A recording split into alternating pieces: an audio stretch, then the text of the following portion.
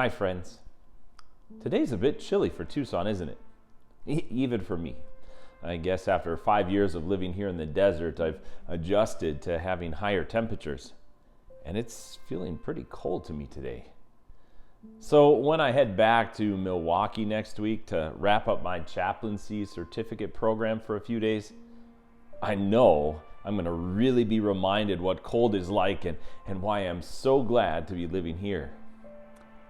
And yet I shouldn't complain. You see, with all of our modern conveniences, we can regulate temperature in our homes and our cars pretty well. We don't even have to go outside these days, especially with the online stores and delivery. Even church really has become conveniently available 24/7 online. Yet I wonder at times, how much of our reliance on these things makes us a little too dependent or vulnerable? Because the second one of those systems fail, or like it did yesterday where the power went out for much of the east side of Tucson, we all of a sudden act like it is the end of the world when the heat or the air conditioning, the lights or refrigerators or our computers or the internet or our cars fail us. It can often set us into panic mode.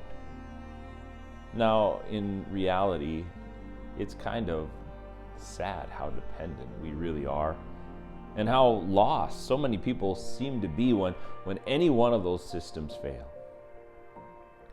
But yet, when all else fails, our God, He never fails us. When the world gets all topsy-turvy or when man-made systems fail, our God is always there. He's always 100% reliable, faithful, and consistent. We're never going to have to worry that one day God's not going to be around, or that the light of His goodness is suddenly going to burn out, or that His love is going to change for us.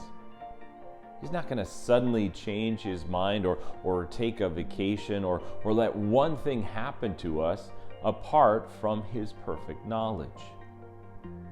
And what's more, His Son never failed once in that mission to bring salvation to a world filled with constant failures just like us.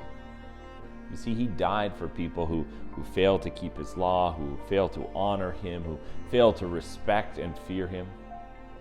And yet, without fail, He turns to us with His grace and His mercy.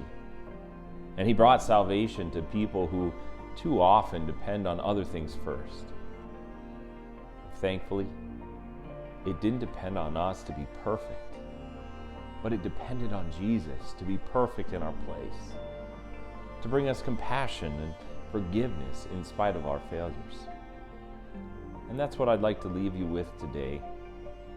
A beautiful reminder that when all else fails, your God has never failed. As we hear through the words of Lamentations chapter 3, beginning with verse 22. The Lord's loving kindness indeed never ceases, for His compassions never fail. They are new every morning. Great is your faithfulness. Now, my friends, keep those words close to your heart, especially when it seems like everything else is failing. When perhaps the devil guilts you with your own failures, turn to the one who never fails, the one who is in control of all things. Turn to Jesus, my friends, for He will never fail you. Now, I invite you to join us this Sunday as we look at Jesus, who fulfilled the role of being the greatest prophet, priest, and king, as we look with astonishment at His authority in His teaching and His ministry. Looking ahead to February 7th for our worship, we're going to have musician Chris Dreisbach leading our worship that day. He'll be here for both services. I'd ask you to invite your friends, your neighbors for this special worship service. It's going to be live and also streamed online. God's blessings, my friends, and I'll see you again soon.